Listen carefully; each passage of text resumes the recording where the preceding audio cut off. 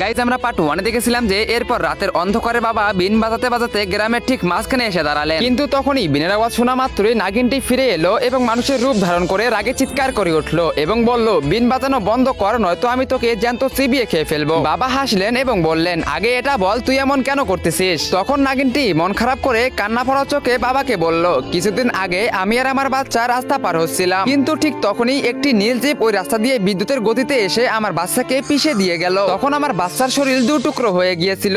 তখন থেকেই আমি প্রতিশোধের আগুনে পাগল হয়ে গেছি এবং যাকে ইচ্ছা তাকেই দংশন করছি। তখন বাবা মনে মনে ভাবলেন, নীল জিপ তো কেবলমাত্র একজনেরই আছে। এরপর তিনি বললেন, আমি তোর বাচ্চার আসল খুনিকে চিনি, কিন্তু কথা দে এরপর তুই আর কাউকে মারবি না। এই কথা শুনে নাগিন রাজি হয়ে গেল। তারপর বাবা বলল, ওর নাম হচ্ছে কালা খরগোশ, ওকে তুই গ্রামের বাইরের ক্লক টাওয়ারে পাবি। পরের দিন সকালে নাগিন কালা খরগোশের বাড়িতে পৌঁছালো। নিজেকে একজন আধুনিক সুন্দরী মেয়ের সাজে বদলে নিয়ে সে বলল, হাই হ্যান্ডসাম, আমি তোমাকে ভালোবাসি, আই লাভ ইউ। এই কথা শোনা মাত্রই কালা খরগোশ তো অবাক হয়ে গেল এবং সেও বলল, আমিও তোমাকে ভালোবাসি বেবি। এরপর তারা দুজনেই ঘরের ভিতরে চলে গেল এবং কালা খরগোশ শার্ট খুলে বলল, দেখো বেবি আমার সিক্স প্যাক। ঠিক সেই মুহূর্তেই নাগিন তার আসল রূপ ধারণ করলো এবং তাকে শেষ করে দিল। সে বলল, আমার প্রতিশোধ পূর্ণ হলো, এবার আমি শান্তিতে ঘুমাতে পারবো। গাইস, আমার একটা ছোট্ট স্বপ্ন আছে যে আমার টিকটকের মতো ইউটিউব চ্যানেলেও 1 লাখ সাবস্ক্রাইবার হবে। তো তোমরা চাইলে কিন্তু আমার এই স্বপ্নটা পূরণ করে দিতে পারো। তো তোমরা সবাই যাও আমার ইউটিউব চ্যানেলটা সাবস্ক্রাইব করো, লিঙ্ক আমার টিকটকের বায়োতে।